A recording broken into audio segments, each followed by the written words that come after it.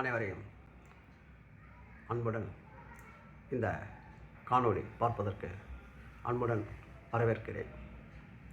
அனைவருக்கும் வணக்கம். இந்த வீடியோ நேற்று ஒரு வீடியோ நம்ம பதிவிட்டோம். அதனுடைய தொடர்ச்சி கியூரிட்டி பெட்டிஷன் 18/11/2025 உச்சநீதிமன்றத்தில் 5 நீதிபதிகள் கொண்ட அமர்வில் டிஃபெக்டிவாக லிஸ்டிங் வந்தது. அவர்கள் அதுக்கு ஒரு வார காலம் கொடுத்து அந்த டிஃபெக்டை கிளியர் செய்ய வேண்டும் என்று ஒரு வாரம் டைம் கொடுத்தார்கள். மிகவும் குறிப்பிடத்தக்கது, இந்த கியூரிட்டி பெட்டிஷன் 21/1/2025 பதிவு செய்யப்பட்டது. 24/1/2025 வித்தின் 3 டேஸில் அந்த டிஃபெக்டிவ் அவங்களுக்கு கம்யூனிகேட் ஆகிடுச்சு. அவருடைய வக்கீல் திரு குமணன் அவர்கள் ஆனால் 18/11 வரை அந்த டிஃபெக்டிவ் சரி செய்யப்படவில்லை. அதில் 5 டிஃபெக்டிவ் இருக்குது. 5 டிஃபெக்டிவ் ஏற்கனவே சொல்லியிருக்கிறேன்.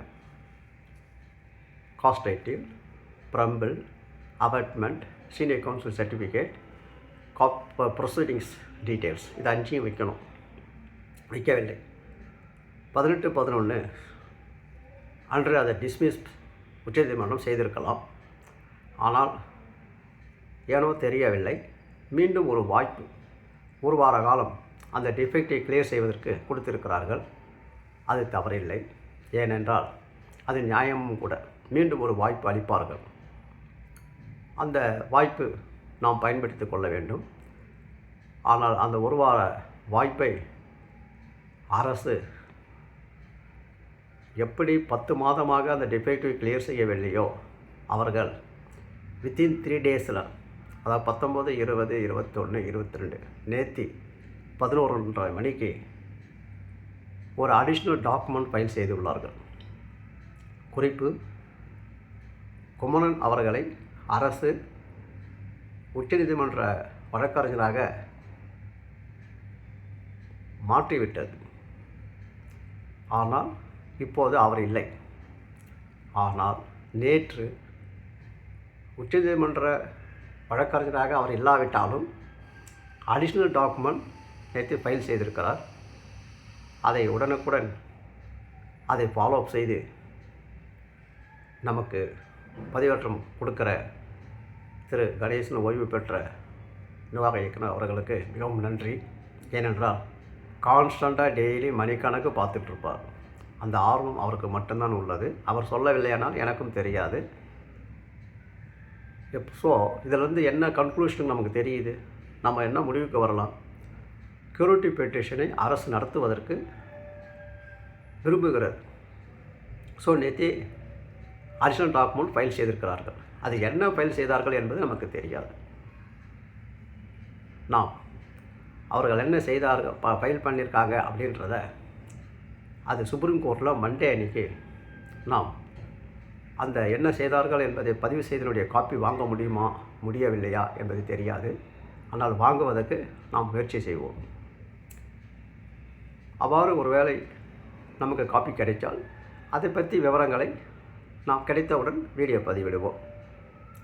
மீண்டும் அவர்கள் கரெக்டாக முறையாக பதிவு செய்திருந்தால், அனைத்து குறைகளையும் நிவர்த்தி செய்திருந்தால் 28/11 அது சேம்பரில் தான் வரும்.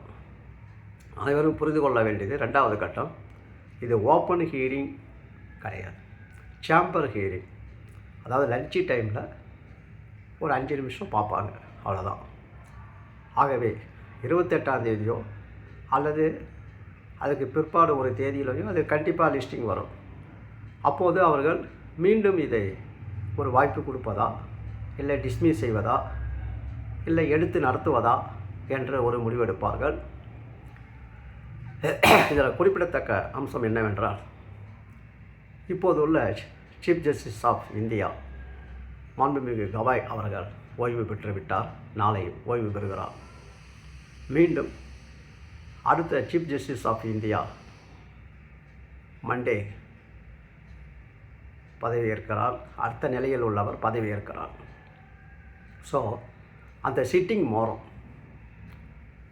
டாப் 3 ஜட்ஜஸ்னு சொல்லுவாங்கள்ல, அதில் மாண்புமிகு உச்சநீதிமன்ற தலைமை நீதிபதி ஓய்வு பெற்றதால் அவருக்கு பதிலாக அடுத்த நிலையில் உள்ளவர் உச்சநீதிமன்ற தலைமை நீதிபதியாக இருப்பார். 3வது நிலையில் உள்ள ஒரு நீதிபதி இதில் வருவார். மற்றும் நம் வழக்கை நடத்திய 2 நீதிபதிகள், 5 நீதிபதிகள் கொண்ட அமர்வு ஒரு முடிவு செய்யும். இந்த வீடியோ பதிவேற்றுவதன் நோக்கம், எது எப்படி இருந்தாலும் தள்ளுபடி செய்துவிட்டால் சந்தோஷம், இல்லை ரீஎன்கொயரி ஆர்டர் போட்டாலும் அதை எதிர்நோக்க கோவை பேரவை தயாராக இருக்கிறது. யாரும் தேவையற்ற பதட்டம் வேண்டாம், கவலை வேண்டாம். இந்த வழக்கை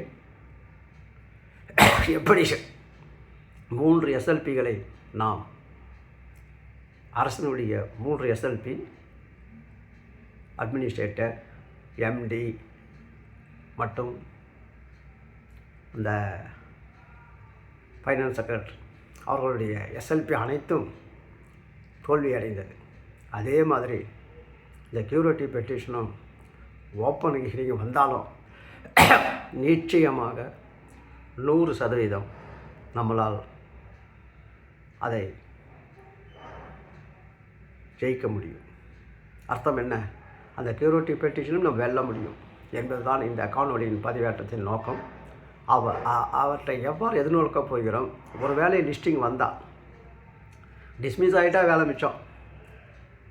லிஸ்டிங் வந்ததுன்னா அதை எவ்வாறு எதிர்நோக்குவது என்பது நமக்கு நன்றாகவே தெரியும். ஒரு ஓப்பன் ஹியரிங்கில் ஒரே ஹியரிங்கில் நம்ம டிஸ்மிஸ் பண்ண வச்சுருவோம். ஏற்கனவே 3 டிஸ்மிஸ் பண்ண நமக்கு, மெயின் பெட்டிஷனே டிஸ்மிஸ் பண்ண நமக்கு, இந்த கியூரேட்டிவ் பெட்டிஷன் எடுத்து நடத்துவதற்கு உகந்த வழக்கல்ல என்பதை மிக சிறந்த முறையில் நாம் உச்சநீதிமன்றத்தில் கிரி அவர்களையும் சென்னையிலிருந்து ஒரு சீனியர் கவுன்சிலிங் இட்டுன்னு போவோம். ஆகவே யாரும் பதட்டப்பட வேண்டாம். இதற்கும் ஜனவரி 15 கோடி கொடுப்பதற்கும் எந்த சம்பந்தமும் இல்லை. அப்டேஷனுக்கும் அரியர் காலதாமதமாகலாம். இதுதான் இன்றைய உண்மை நிலை. அனைவரும் புரிந்து கொள்ளுங்கள். மீண்டும் மீண்டும் நான் உங்களை வேண்டுவது, தயவுசெய்து யாரும் எனக்கு ஃபோன் போட்டு இதை பற்றி கேட்காதீர்கள். ஏனால் நான் ஒவ்வொருத்தருக்கும் இதை சொல்லிகிட்டு இருக்க முடியாது. அனைவரும் நம் சேனலை சப்ஸ்கிரைப் செய்யுங்கள். அவ்வப்போது முக்கிய பதிவுகள் பதிவேற்றப்படும், அதை தெரிந்து கொள்ளுங்கள். ஸோ சப்ஸ்கிரைப் செய்யுங்க. அனைவரும் கோவை பேரவையில் உறுப்பினராகுங்கள். மாற்றுச் சங்கங்களில் எந்த ஏமாற்றுதலுக்கும் உடன்படாதீர்கள். உண்மை நிலையை தெரிந்து கொள்ளுங்கள்.